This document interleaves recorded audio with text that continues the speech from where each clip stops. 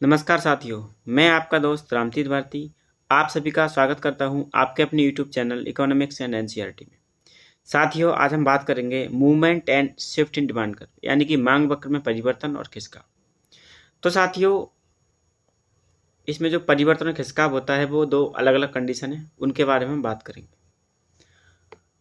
तो साथियों, जैसे कि मांग वक्र में अगर परिवर्तन हो रहा है यानी कि मूवमेंट इन डिमांड कर्व, तो इसका जो कारण होता है वो कीमत में परिवर्तन कारण होता है।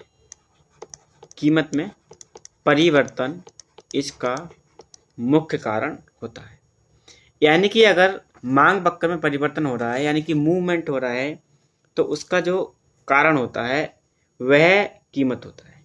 ठीक है साथियों, यानी कि कीमत के घटने और बढ़ने की वजह से मांग वक्र में जो है परिवर्तन होता है, यानी कि मूवमेंट होता है। वहीं अगर दूसरे केस के बारे में बात हम करें तो आय में परिवर्तन इसका मुख्य कारण है। यानी कि आय में परिवर्तन की वजह से मांग में जो है खिसकाव होता है। सॉरी, ये परिवर्तन लिख दिया है मैंने, ये खिसकाव होता है। ठीक है, मांग वक्र में खिसकाव। ठीक है, यानी कि शिफ्ट इन डिमांड कर्व। और इसका जो कारण है वो क्या होता है साथियों? इसका जो कारण है वो होता है आय में परिवर्तन। अब इन दोनों कंडीशनों को हम ग्राफ के माध्यम से समझते हैं, जैसा कि आपने थंबनेल में देखा होगा। साथियों, ये हमारी पहली कंडीशन है, मांग वक्र में विस्तार और संकुचन। इसको हम बोलते हैं मूवमेंट ऑफ डिमांड कर्व या इन डिमांड कर्व। ठीक है, डिमांड कर्व। ठीक है साथियों, तो जैसे कि ये हमारा पॉइंट है, ये इसको हम ई पॉइंट बोलेंगे, यानी कि ये इक्विलिब्रियम है, ये संतुलन का पॉइंट है। अब जैसे मान लो किसी वस्तु की कीमत बढ़ती है, किसी वस्तु की कीमत 10 से बढ़कर 12 हो जाती है, तब क्या होगा? तब इसकी मांग क्या होगी? इसकी मांग 55 से घटकर 40 हो जाएगी। यानी कि आपने लॉ ऑफ डिमांड को पढ़ा होगा, लॉ ऑफ डिमांड को पढ़ा होगा। उसमें हमने आपको बताया था कि जब किसी वस्तु का प्राइस बढ़ता है तो उसकी डिमांड क्या होती है? घट जाती है।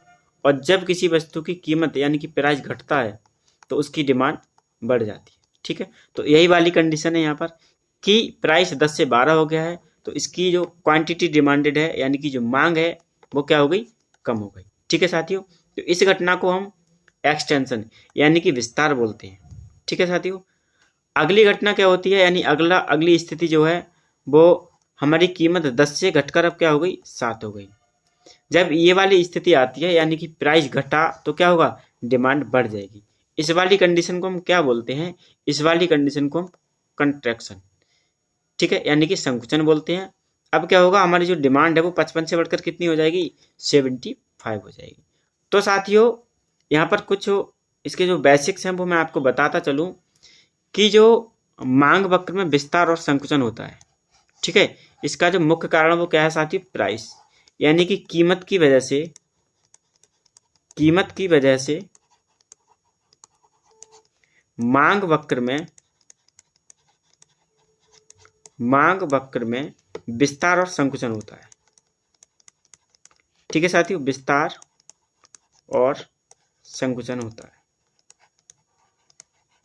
ठीक है साथियों, लेकिन यहाँ इसकी एक शर्त भी होती है कि जो अन्य कारक हैं वो कैसे रहने चाहिए? वो स्थिर रहने चाहिए।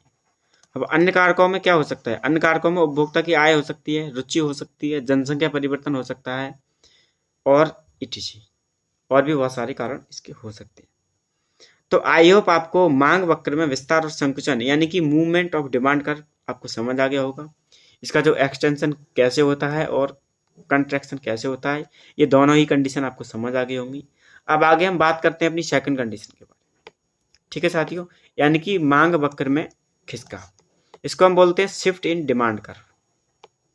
ठीक है साथियों, शिफ्ट इन डिमांड कर्व का जो मुख्य रीजन है यानी कि जो मेन रीजन है वो होता है आय में परिवर्तन। आय में परिवर्तन। ठीक है साथियों, यानी कि मांग वक्र में अगर शिफ्टिंग की बात चल रही है, यानी कि खिसकाव की बात चल रही है, तो ये आई की वजह से मांग वक्र में जो है खिसकाव आता है। ठीक है, किस तरह से आता है, देखो यहाँ जो प्राइस है हमारा प्राइस, इसमें कोई चेंज नहीं आता है, नो चेंज। ठीक है, जबकि जो मूवमेंट होता है वो किसकी वजह से होता है, वो प्राइस की वजह से होता है। लेकिन अगर मांग वक्र में खिसकाव हो रहा है, यानी कि शिफ्ट इन डिमांड कर्व है, तब इस वाली कंडीशन में आय में परिवर्तन होता है। यहाँ भी वही शर्त काम करती है कि अन्य कारक जो है हमारे वो कैसे रहने चाहिए, अन्य कारक स्थिर रहने चाहिए। ठीक है, अन्य कारक स्थिर रहने चाहिए, यानी उपभोक्ता की जो है फैशन है, रुचि है, जनसंख्या में परिवर्तन है या फिर कीमत में परिवर्तन है, ऐसी कोई भी घटना यहाँ नहीं घटनी चाहिए, तभी जो है ये वाला जो हमारा नियम है वो काम करेगा। ठीक है साथियों, तो जैसा कि आपने देखा ये हमारा इक्विलिब्रियम पॉइंट है। ठीक है, ये हमारा ये संतुलन उपभोक्ता का। अब क्या होता है कि ये एक उपभोक्ता की जो है आय चेंज हो जाती है, यानी इसकी आय बढ़ जाती है। जब एक उपभोक्ता की आय बढ़ जाती है तो ये क्या करता है, इसकी डिमांड भी बढ़ जाती है। ठीक है, क्यों क्यों इसके पास पैसा जो है पहले से ज़्यादा है खर्च करने के लिए। तो इक्विलिब्रियम पॉइंट पर जो उपभोक्ता की जो क्वांटिटी डिमांड थी वो क्यू थी, लेकिन क्या हुआ कि इसकी जो है आय बढ़ गई।